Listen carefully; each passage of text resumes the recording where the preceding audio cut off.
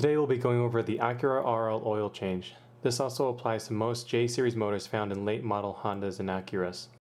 Begin by opening the service manual to determine the amount of oil you need for your oil change. In this case, it is 4.5 US quarts for the 2007 Acura RL. The oil type is also listed on the oil cap 5W20.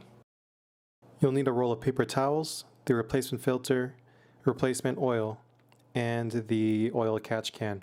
You also might want to include the oil drain bolt washer. Begin by chalking the wheels at the rear. Now, using the front jack point, lift the vehicle high enough to place jack stands underneath the side pinch welds where you'll be placing the jack stands. Place the jack stands into position at the pinch welds. These locations are indicated in your service manual.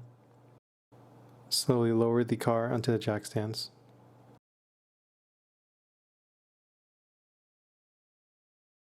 Go ahead and loosen the bolts. In this case, we have an oil valve, which makes things a lot cleaner and easier. You don't need any tools to do this. However, be very careful with the hot oil and the hot exhaust parts, which are right next to my finger. This should take about 5 to 10 minutes, and go ahead and take a break and enjoy the morning. You also might want to start preparing the filter for replacement. Using a plastic bag over the filter, go ahead and remove it. This filter is located by the passenger wheel, just above the lower control arm.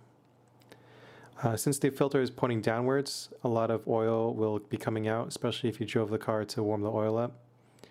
Have the bag there and possibly a container underneath to make sure you capture any stray drops. It's a little hard because the oil filter is slick. Go ahead and prepare the new filter by lubricating the gasket.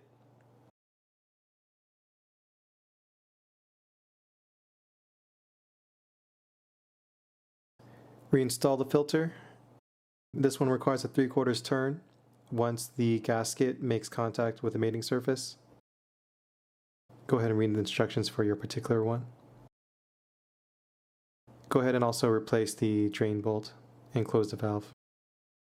Now begin filling the car with oil. You might want to do this with the car off the jack stands and on level ground to make sure your dipstick readings are accurate.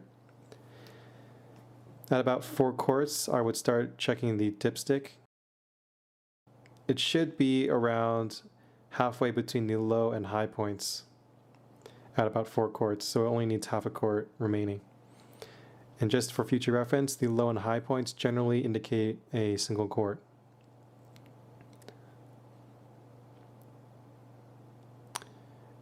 At the last bit of oil, I would start checking it more frequently just in case you don't overfill it. If you overfill it, it's not that big of a deal. You can, in our case, open the valve and drain some oil out. And that's pretty much it. Go ahead and start the car up, make sure there's no leaks, and if there's no leaks, you're good to go. Thanks for watching.